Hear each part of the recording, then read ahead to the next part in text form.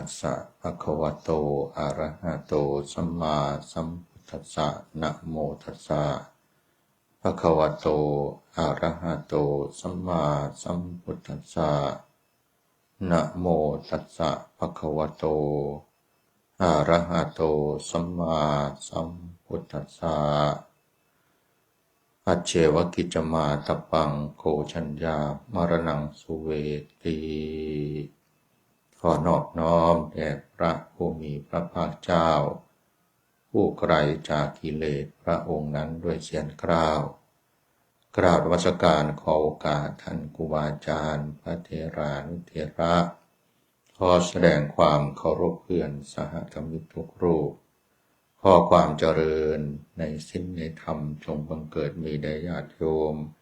ที่ได้มาร่วมในการปฏิบัติธรรมฟังธรรม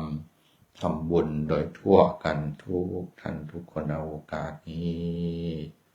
สาธุวางมือลง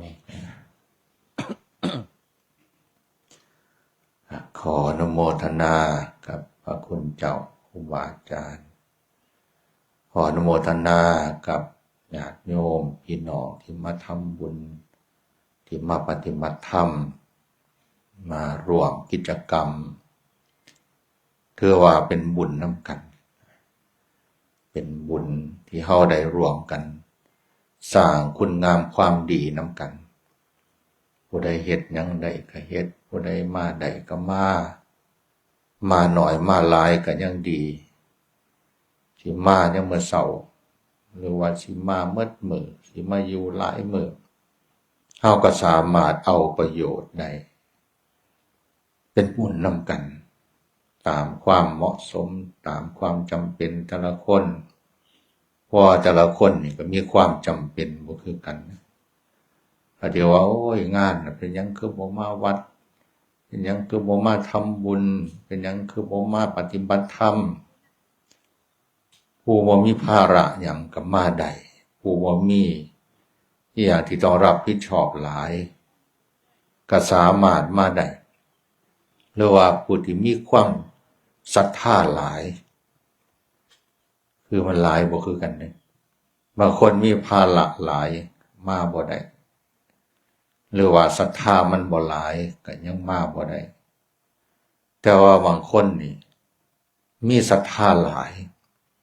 ภาระก็บ่หลายก็ถือโอกาสมาเอาบุญนำหรือว่ามาซอยครูบาอาจารย์นำบางคนนี่ศรัทธาหลายเวลาบ่หลายแต่ว่าก็พยายามสิมาได้จักมือก็เอาได้มาใส่บาตรก็ยังดีได้มาฟังเทศน์ก็ยังดีอันนี้เฮาก็เลยต้องทำความเข้าใจหรือว่าต้องเห็นใจกันเพราะว่าบางเทื่อมันสิให้เป็นไปคือเฮาคิดหรือว่าเป็นไปคือเฮาหวังบ่ว่าจะไผบ่ว่าสิเป็นวัดว่าอารามหรือว่าญาติโยมทำมาหากินบางเทื่อเฮาอาจสิแบบอยากโดยที่บ่ได้ว่าอยากรวยเด้คืออยากให้มันเป็นอย่างที่คิดเวลาเฮาจัดงานเวลาเฮามีกิจกรรมอยากให้คนมาหลายๆอยากให้คนมาปฏิบัติธรรมหลายๆอย่างนี้ก็ดีคืออยากให้เขาได้บุญถ้าว่ามันดีบ่มันก็ดีอยากให้เขาได้บุญแต่ว่าถามว่าเฮาถูกบ่คือว่าคนมันอยากให้คนอื่นดีจนเจ้าของเป็นทุกข์อยากให้คนอื่นดีจนเจ้าของเดือดร้อนไปมามันก็ดีอยู่แต่ว่ามันก็สิเมื่อยแน่เด้หรือว่ามันสิลำบากแน่หรือว่ามันสิถูกเขาเว้าเขาว่าแน่มันเป็นเรื่องธรรมดาคนที่บ่มีคนว่านั่นเทื่อก็บ่ค่อยได้เฮ็ดหยังดอกเพราะว่าย้านเขาว่าย้านเขาเว้าก็เลยบ่กล้าเฮ็ดหยังก็มันว่าสิบ่มีคนเว้าเด้คันบ่เฮ็ดหยังก็มีคนว่าคือกันเด้ว่าจังได๋ก็บ่ขี้คร้านขี้คร้านแฮงเพิ่นว่าเขาเฮ็ดหยังก็บ่เฮ็ดนำเขาเขาไปไสก็บ่ไปนำเขามีแต่นอนมีแต่กินขี้คร้านก็ที่ว่าบ่ไปแต่มีคนว่าบ่โอ้ยแต่นอนอยู่เฮือนเจ้าของแท้ๆเขาก็ยังเว้าพื้นอยู่ บ่ได้มานอนเฮือนเขาซ้ำมันเป็นธรรมดาโลกคือบางคนก็เลยแบบว่าบ่สามารถเอาประโยชน์ได้เพราะว่าหยังเพราะว่าบ่กล้าเพราะว่าบ่เฮ็ดบ่ทำแต่ว่าคันผู้ใดสามารถเฮ็ดได้ทำได้สิ่งเหล่านี้ก็จะเกิดคุณเกิดค่าเกิดประโยชน์ผู้ใดสิมาก็สร้างบ่มาก็สร้างเฮาสิมาถึงเฮาสิบ่ได้มาหลายมื้อเฮาได้มาใส่บาตรก็ยังดีถึงเฮาสิบ่ได้มาปฏิบัติธรรมเฮามาฟังเทศน์ก็ยังดีถึงแม้ว่าเฮาสิบ่ได้อยู่ตลอดเฮามา 2-3 มื้อก็ยังดีคันคนรู้จักเอาดีเนี่ยมันได้ดีหมดคันคนเฮ็ดดีล่ะมึงเถื่อดีอยู่แต่ว่าบ่เอาดีคือบ่ได้ดีอย่างแท้จริงเวลาเฮ็ดหยังไปก็สิจมมาอยู่โอ้ยจะแม่นกูสวยแฮงกูว่าแต่สิได้หลายกูก็ได้น้อยโอ้ยจะแม่นกูนี่เสียดายแฮงกูว่าสิมาหลายมื้อกูได้มามื้อเดียวโอ้ยจะแม่นกูบ่ได้คือเพิ่นกูว่าสิมาปฏิบัติธรรมก็บ่ได้มากูมาใส่แค่บาทเพิ่นว่าอันมาใส่บาทนั่นก็ดีบ่แฮงแล้วอย่ามาจักมื้อก็ดีบ่แฮงแล้วอย่ามาปฏิบัติธรรมก็ดีบ่แฮงแล้วเจ้าของเฮ็ดดีอยู่แต่ว่าไปตำหนิความดีของตนเอง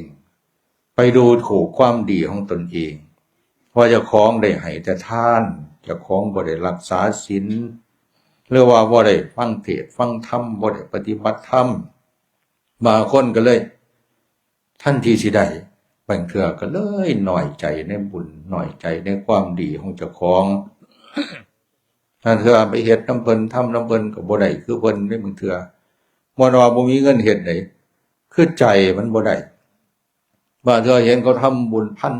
1,000เจ้าของทำบุญ20 บาท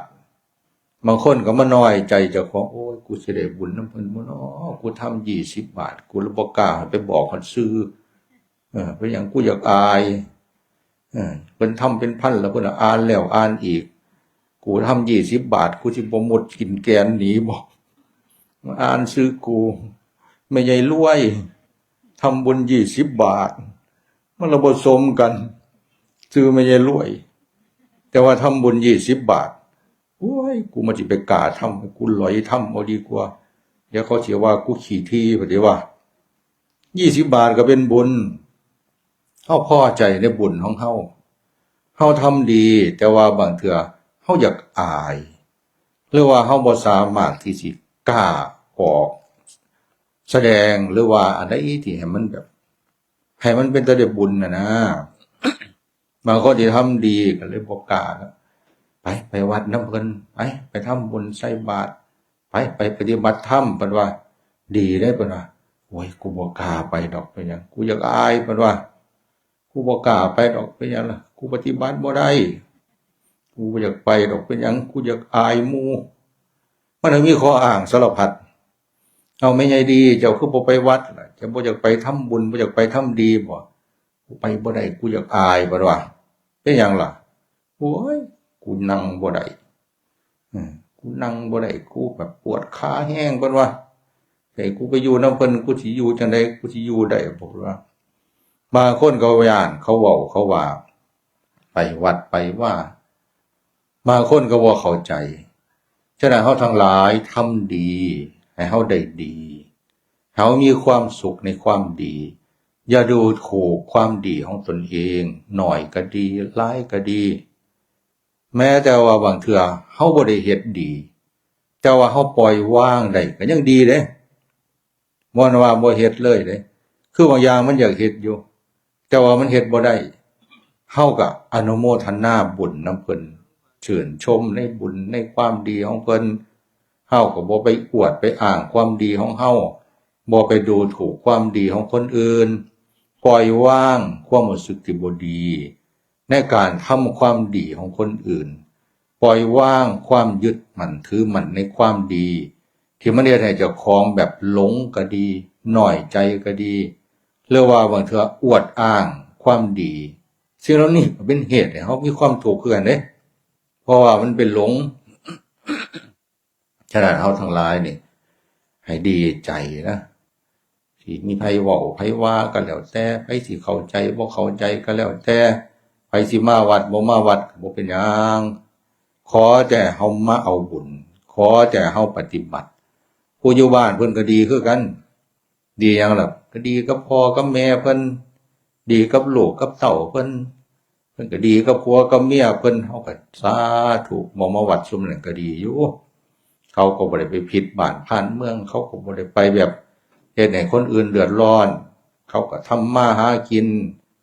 เขาก็ถือว่าเป็นคนหนึ่งที่คนเป็นคนดีในสังคมอยู่ถึงเขาจะบ่ได้มาวัดบ่ได้มาปฏิบัติธรรมบางคนถึงเฮาสิว่าเขาบ่ดีเขาก็ว่าเขาดีอยู่เด้โอ้ยมื้อนี้กินเหล้ามักสุดยอดมันว่าดีแฮงเว้ยเพิ่นว่าโอ้ยมีแต่คนสื่อมามีแต่คนมาหากินกันอยู่มื้อตั้งแต่เช้าจนฮอดค่ำโอ้ยสุดยอดแฮงดีแฮงมื้อนี้ม่วนเมาหัวซักหัวขวมเขาก็ว่าเขาดีอยู่เด้ช่วงนึงก็รอเป็นหยังบัดนี้โอ้ยมื้อนี้กูเล่นไพ่มัดมือเว้ยดีแฮงเพิ่นว่าอันนี้บางเทื่อก็สิไปว่าเขาบ่ดีมันก็สิไปว่าจังได๋ล่ะมันบ่แม่นเจ้าของมันเป็นเรื่องของเขาสิว่าเขาโอ้ยซุมนั้นมันมีแต่เล่นการพนันไปหาเล่นบ้องไฟไปหาเล่นไพ่เล่นไฮโลอันนี้มันก็ไม่ดีบ่คือกันเฮาสิว่าเฮาดีกว่าเขาบางอย่างเฮาก็อาจสิบ่ดีก็มีเด้เขามาทำบุญเขาทำหน่อยก็ยังดีเขาบ่มาทำเขาทำกับพ่อกับแม่เขากับพี่กับน้องหรือว่าเขาบ่มาวัดเขาก็ดีกับบ้านกับเมืองถึงเขาจะไปเฮ็ดบ่ดีเฮาก็บ่ได้รับผลอีหยังกับเขาปานใดดอกเขาเล่นไพ่เล่นไฮโลเล่นบ้องไฟเขาก็บ่ได้มายืมเงินเฮาไปเล่นเขาก็บ่ได้มาลักเงินลักทองเฮาถามว่ามันดีบ่มันก็บ่ดีดอกเขาก็บ่เดือดร้อนของเขาล่ะบัดเขาก็สิลำบากของเขาเขาก็สิทุกข์ของเขาหรือว่าเขาสิได้สิร่ำสิรวยก็สร้างเขาบางคนเขาก็เฮ็ดจังได๋ล่ะมันมักบ่คือกันเนาะอันนี้ก็ทำใจเพราะว่าเฮานี่ปล่อยวางบุคคลอื่นถึงเขาสิดีสิชั่วบางเทื่อก็บ่เกี่ยวข้องกับชีวิตเฮาหลายแล้วเฮาอย่าไปมองแต่ความชั่วของคนอื่นการที่เฮามาปฏิบัติธรรมนี่เพิ่นให้มาเบิ่งความชั่วของเจ้าของถ้าเฮามาวัดนี่ก็ดีอยู่เด้ดีบุญได้ให้ทานได้ใส่บาตรได้ฟังเทศน์ได้ปฏิบัติธรรมได้เจริญสติเจริญสมาธิเฮาก็ว่าดีอยู่แม่ใหญ่บางคนก็จนคุยไปแล้วโอ้ยกูเป็นนักปฏิบัติธรรมเด้เพิ่นว่ากูเป็นคนบุญเพิ่นว่าวัดใดกูก็ไปทำบุญบ่เคยขาดเพิ่นว่ากูก็ว่ากูคนนึงนี่ล่ะเป็นคนใจดีเป็นคนใจบุญครูบาอาจารย์ก็ฮู้จักกูหมดเพิ่นว่าดีเพิ่นว่าแต่ว่าไปมองได้ผิดกับหมู่มองหันดีไปมองได้มีแต่ให้เขาสั่งเป็นหยังหอบกลับมาเฮือนไปวัดก็บ่ได้เอาวัดสิทำบุญอย่างเดียวเด้มากเกินกระตาเมื่อเต็มกระตาบ่ได้ว่าวัดเฮาดอกว่าทั้งอื่นพุ่นมาแล้วก็ว่ามาทำบุญแบ่งของปทกันไปลงครัวเฮ็ดนั่นแน่ก๊อกๆแก๊กๆเอาใส่กระตาเมื่อซ้ำพระสิได้สันบ่ได้สันกูบ่สนล่ะเป็นหยังกูไปให้เฒ่าอยู่เฮือนกินก่อนพุ่นว่ากูก็มาซอยงานอยู่พุ่นว่าอันนี้บางเทื่อสิมาเอาบุญก็เลยเป็นเปรตก็มีเด้ปานนั้นปฏิว่าโอ้ยซุ่มบ่มาวัดนั่นซุ่มบ่ดีพุ่นว่าบางเทื่อเจ้าของมาวัดก็จักส่ำใดขออภัยเด้อยายเด้อบ่ได้ว่าซุ่มอยู่นี่ดอกซุ่มมาวัดนำกันผิดกันนี่เป็นตาจักอายหมู่อีหลีเด้กะเมื่อฮอดบ้านแล้วไปเว้าอยู่บ้านมันกูไปวัดแล้วกูเลยกูคันเขียวกูละสั่งไม่ไงนั่นแหมที่แม่นเว้าบ่ฮู้จักความจะแม่นโผโวเพ่เว้ไปอยู่วัดก็เว้าบ่ฮู้เรื่องฮู้ราวว่าแม่นคนเป็นบ้าแม่ใหญ่นั่นก็ตะกาว่าแม่นสู้ซกแม่ใหญ่นึงก็เอาแต่ใจเจ้าของหมู่เว้าก็บ่ฟังความไผบอกก็บ่ได้หายฟึดหายฟาดหายให้ฮอดพระพุ่นแม่ใหญ่นั่นก็ได้กูไปแล้วกูอยากอายเที่ยวนากูย่านกูบ่ไปนำอยู่ที่กูเว้ามานี่โอ้ยที่มันกูเบื่อกูหน่ายเพิ่นว่าอันนี้เพิ่นเว้าได้บ่แต่ว่าบัดผู้อื่นเว้าเพิ่นมันเฒ่าแม่ใหญ่นั่นก็คือกันบ่ล่ะเขาก็บอกเพิ่นคือกันนั่นนะที่เพิ่นว่าเขาน่ะเพิ่นก็มักไปจัดการหมู่คือกันเด้ที่เพิ่นบ่ถูกใจที่เพิ่นผิดใจน่ะเพิ่นยังเพิ่นไปจัดการหมู่บ่ได้ มาปฏิบัติธรรมก็ไปจัดการผู้นั้นไปจัดการผู้นี้หมองนอนก็ไปยากน้ำเขาหมองนั่งก็ไปยากน้ำเขาเจ้าคือบ่มานั่งน้ำข่อยเปิดว่าเจ้าไปนั่งอยู่แก่นั่นเจ้าสร้างข่อยบอกเปิดว่าเจ้าจะไปนั่งในไม่ใหญ่นั่นเด้อเป็นอย่างข่อยสร้างลาวเจ้าหูอยู่บ่เจ้าจักว่าได้ละมาน้ำกันกับพิษกันก็มีอันนี้อย่าให้มันมีอย่างสั่นอย่าเลยอันนี้ตมาก็ว่าเรียนซื่อๆดอกถ้าเทว่าเฮาดีบางเทื่อเฮาก็มีสิ่งบ่ดีอยู่ในโตเฮาคือกันเพิ่นจะให้เฮาเนี่ยเบิ่งเจ้าของว่าเฮาเนี่ยมันมีหยังบ่ดีคันมันบ่เห็นบางเทื่อมันหลงจังซี่ไปมามันก็เลยบ่สามารถละความชั่วได้หรือว่าเป็นคนที่สามารถที่สิเปลี่ยนแปลงไปในทางที่ดีได้เพราะว่ามันบ่เห็นความชั่วเจ้าของมันหลงมันว่าเจ้าของดีบางเทื่อมันก็บ่ดีปานใดบางเทื่อมันก็บ่ดีก็มีฉะนั้นเฮาทั้งหลายนี่มานั่งสมาธิมาฟังเทศน์นี่ฟังเทศน์ก็เอามาใส่ใจพิจารณาเบิ่งว่าใดมันถูกบางเทื่อเฮาก็ต้องทำความเข้าใจและที่สำคัญคือหยังต้องนำไปปฏิบัตินำพวกเฮาทั้งหลายนี่ฮู้อยู่ดอกอาตมาว่าฟังเทศน์มาบ่ฮู้เท่าใดจนสิเทศน์ได้แท้นพระมันจะสิเทศน์ให้ฮอดพระฟังพุ่นแหละฟังดูหลายมอมอย่าเฮ็ดจังซั่นนะมอมให้พระก็มีไม่ออกจำศีลบางวัดเพิ่นบ่ได้คิดว่าเพิ่นเป็นโยมเด้มันคือแต่ว่าเพิ่นอยู่วัดมาดนมอมบวชมาใหม่นี่ข่อยหายนะข่อยบ่อยากหายเพิ่นว่าเด้เพิ่นบ่อยากหายเป็นพระแล้วก็ฮู้จักนั่นนี่แน่มันสมควรบ่สมควรเนี่ยเป็นพระก็ได้เป็นพระจังได๋คือบ่เฮ็ดจังซั่นคือบ่เฮ็ดจังซี่บางเทื่อก็ไปจมให้พระไปเว้าให้พระจนพระบางเทื่อก็อิ่มคือกันถ้าเจ้าอยากเฮ็ดจังซั่นอยากเฮ็ดจังซี่เจ้าก็มาบวชเองให้มันแล้วซะทีหลังผ่านโยมบางคนเพิ่นอยากให้พระดีต้องปฏิบัติจังซั่นต้องปฏิบัติจังซี่ให้เป็นพระที่ดีมันจังสิดีจังซั่นจังดีจังซี่พระก็บ่มีแนวเว้าก็เลยเว้าซั่นๆว่าถ้าเจ้าอยากได้ดีถูกใจเจ้ามาบวชเอาซะมาบวชแทนข่อยเดี๋ยวเจ้าอยากได้พระดีซำใดเจ้าอยากได้พระประเสริฐซำใดเฮ็ดเอาปฏิบัติเอามันจังสิได้อันนี้คือชื่อว่าจังได๋เนาะยายเนาะ ฉะนั้นเฮาทั้งหลายจังต้องมาเบิ่งเจ้าของตั้งแต่ความชั่วอันใดที่มันบ่ดีให้มันเห็นให้มันเป็นเครื่องที่เฮาสิต้องขัดเกลาลดละให้ได้หลายที่สุดบ่ว่าแต่ฮู้ซื่อๆฮู้แล้วบ่พิจารณาฮู้แล้วบ่เห็นโทษฮู้แล้วบ่ละบ่ปล่อยบ่วางมันก็คือเก่าฉะนั้นเฮาทั้งหลายจึงต้องมาสร้างความดีก็มาเบิ่งความดีนั้นเจ้าของนำได้บัดนี้กูนี่มันดีอีหลีบ่นอกูนี่มันดีคือกูเว้าบ่นอมันดีคือเขายกย่องมันดีคือเขากราบเขาไหว้บ่นอหรือว่ากูมันทำทาดีซื่อๆหรือว่าดีได้อยู่หักบ่ดนมันเถื่อดีก็บ่ถูกเรื่องก็มีเด้ซุ่มดีบ่ถูกเรื่องนี่ผิดกันก็มีอาตมาคือเดี๋ยวหัวอยู่เมื่อวานโยมโทรมาเล่าให้ฟังบ่ฮู้จักสิเฮ็ดจังได๋บัดโยมมาทำบุญคิดกันก็ทำบุญนำกันนี่ล่ะเจ้าภาพนำกันนี่ล่ะเจ้าภาพนึงก็สิเอาจังนึงเจ้าภาพนึงก็สิเอาจังนึง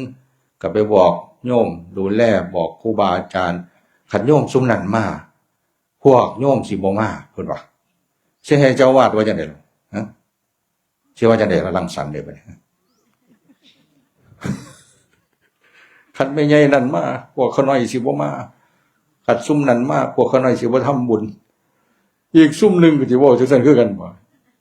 คันซุ่มนั้นมาเขาน้อยก็บ่มาคือกันแต่พระว่าจังได๋ล่ะพระเป็นผู้อยู่กลางสิเข้าข้างใดล่ะก็สิเข้าข้างแม่ใหญ่นั่นเข้าข้างซุ่มนั้นก็สิว่าอีกเอ้ยบางทีแล้วเพิ่นฮักแต่ซุ่มนั้นแต่เฮาเพิ่นบ่สนใจดอกเพิ่นเป็นจังได๋บ่นี่บ่คือเก่าพู้นแล้วเพิ่นที่กี้ก็ดีก็เฮาอยู่เดี๋ยวนี้มันบ่คือเก่าเห็นซุมนั้นมาเขาทำบุญหลายบ่หรือว่าแม่ออกงามกว่าเฮาบ่ก็เลยบ่เว้านำเฮาเลยบ่คือเก่าเพิ่นว่าบางทีละซุมแม่ออกนั่นเขาเห็นเฮ้ยเดี๋ยวเขาสิมาตัวเอาก็บ่จักดอก เห็นเขาเว้าดีเว้ามวนเห็นเขางามๆอย่าไปหลงคล่มเขาได้ปฏิใจอ่อนบัดไปน้ำเขาอ่อนหลอดได้ยาได้หลวงพี่รังสรรค์เดี๋ยวว่าเด้อันนี้บางเทื่อก็จักสิเอาใจไผได้พระก็ได้เอาใจผู้หนึงกับผู้หนึงสิเครียดเอาใจผู้หนึงก็สิเครียดบ่ได้ผิดเรื่องหยังดอกบางเทื่อก็ได้ผิดย้อนว่าผู้ใดได้ทำบุญก่อนผู้ใดทำบุญหลังคือบ่บอกซุ่มขน้อยแน่บ่บอกขน้อยก่อนไปบอกหยังซุ่มนั่นก่อนเพิ่นว่าแค่บอกว่าให้ทำบุญก่อนก็เครียดอาตมาไปงานหนึ่งอาตมาก็ขึ้นอยู่หัวอยู่เจ้าภาพอาหาร2-3เจ้าวาดจักสิให้ผู้ใดจุดเทียนไปจักสิให้ผู้ใดจุดธูปจักสิให้ผู้ใดอันนี้อาตมาว่าเจ้าภาพ5คนเอาไปแล้วเทียนคนละดอก2คนกับ2ดอกธูปอีก3เล่มธูปอีก3ดอกพอดีเจ้าว่าไอ้เจ้าภาพ5คนมันบอกผู้นึงเอาเทียนเล่มนึงผู้นึงเอาเทียนเล่มนึงอีก3คนเอาธูปคนละดอกจุดอยู่ข้างนอกพุ่นเอามาปักคนละเทื่อที่มาปักพร้อมกันเป็นหยังมันจังสิถือใจเจ้าภาพบางเทื่อก็เป็นตาสงสารเขาอยู่ดอกเขาก็อยากได้บุญนั่นแหละเขาก็ดีอยู่แต่ว่ากระทำความดีล่ะมันบ่เข้าใจหรือว่ามันปล่อยว่างบ่ได้ทำดีด้วยความโลภหรือความอยากบ่ได้ว่าทำแล้วจะของแบบปล่อยว่างหรือว่าได้บุญมีความสุขแค่นั้นทำแล้วอยากให้คนอื่นตามใจเจ้าของทำแล้วก็อยากรวยก็มีอยากได้ร่ำได้รวยได้เลขได้เบอร์ อยากได้ของดิบของดีแล้วช่วงที่มาหาของดีในวัดเนี่ยบางเทื่อก็เป็นจะสงสารได้เป็นหยังจากสิมาหาของดีอันใดที่สิให้ร่ำสิรวยตั้งแต่พระก็ยังบิณฑบาตอาศัยโยมสันอยู่จากสิให้พระไปเฮ็ดจังไดให้โยมรวยก็บ่คืดเบิ่งคักๆเนี่ยตั้งแต่ซุมื้อเฮาก็ยังใส่บาตรให้เพิ่นกินอยู่เพิ่นสิไปมีเงินมีทองมีความรู้ทางธุรกิจกิจการที่มีความวิเศษเพิ่นเสกได้เพิ่นก็สิเสกศาลาให้มันแล้วเสกกุฏิเสกวัดให้มันงดให้มันงามในการที่สิเห็นเพิ่นได้มันอันนี้คือยังอยากได้เพิ่นได้ย้อนหยังล่ะย้อนโยมนี่แล้วอาหารบิณฑบาตโยมใส่บาตรให้สันเสนาสนะกุฏิศาลาโยมก็มาเฮ็ดเจ้าว่าโยมมาทำบุญบัดว่าขอให้ข้าน้อยรวยได้เด้อเพิ่นว่าขอให้ข้าน้อยสำเร็จเจริญขอให้ได้เป็นนั่นเป็นนี่ถามว่าดีบ่ก็ดีอยู่ดอกเพราะว่ามันเป็นกำลังใจแต่ว่าบางเทื่อมันบ่เข้าใจนี่นะมาขอแล้วมันบ่ได้บัดเฮ็ดจังไดบัดนี้สิบ่สร้างพระเอาซะบ่ขอแล้วทำบุญแล้วกลับไปป่วยบ่สบายเขาโรงพยาบาลหรือว่าบางเทื่อบางที่มันก็บ่แน่นอนเกิดอุบัติเหตุเปียกภัยกลับไปฮอดบ้านแล้วโอ้ยสวยอุตส่าห์กูทำบุญมาอย่างดีบางทีล่ะลดกูส้นต้นใหม่ปะวะกูทำบุญมาอย่างดีบางทีล่ะกูป่วยกูบ่สบายกูเข้าโรงพยาบาลบางทีล่ะกูทำบุญมาอย่างดีว่าแต่กูสิรวยกูเป็นเงินเสียซ้ำปะวะจักเสียไปใส่ผู้นี่ว่าสิได้ก็บ่ได้ก็ว่าอันนี้ว่าคนบ่เข้าใจอีหลีเด้อาตมาจะว่าสิมาขอความร่ำรวยกับพระมาขอความร่ำรวยกับการที่เฮาแบบมาทำบุญนี่มาเรือเฮาต้องเข้าใจเหตุแห่งบุญนั่นมันเป็นสิ่งที่มีคุณค่าแต่ว่าผลของบุญนั่นเฮาต้องให้มันสมเหตุสมผลให้มันสมควรทำบุญ20 บาทสาธุเด้อขน้อยถือรางวัลที่1แน่เด้อเพิ่นว่า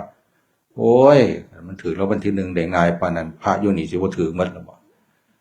ปฏิบัติอธิษฐานให้เจ้าของก่อนบ่หลวงพ่อก็สาธุเด้อรางวัลที่1กูเอาก่อนเด้อรางวัลที่2ให้โยมให้ผู้ใดไปรางวัล2-3ส่วนตัวแล้วแต่ผู้ใดสิได้บ่รางวัลที่1ก่อนสิว่าซั่นบ่ อันนี้เฮาว่าคันเฮาสิมาขอความร่ำความรวยนั่นให้เฮาคิดใหม่แม้แต่เฮาสิมาขอให้เจ้าของสุขภาพดีแข็งแรงหรือว่าบ่ให้เป็นโรคเป็นภัยก็ให้เฮาคิดใหม่เพราะว่าหยังพากับป่วยคือกันบางเทื่อมาขออาตมาโอ้ยข้าน้อยสุขภาพแข็งแรงเด้ออย่าให้ข่อยข้าน้อยข้าน้อยเจ็บให้ข้าน้อยป่วยให้ข้าน้อยอยู่ดีมีแห้งเป็นโรคเป็นภัยไข้หายเพิ่นว่าอาตมาโอ้กูมาคือเจ็บคออยู่เนาะบัดนี้เป่าหัวให้แน่ข้าน้อยเพิ่นว่ากูมาคือไข้หวัดอยู่เนาะบัดนี้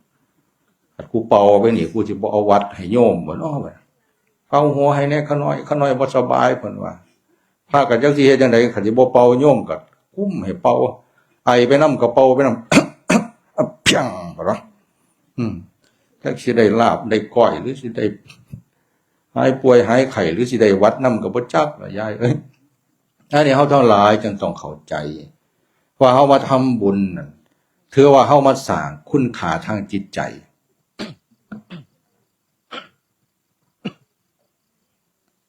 ใช่เฮาทั้งหลายให้เข้าใจในสิ่งเหล่านี้เพื่อบ่ให้มันหลง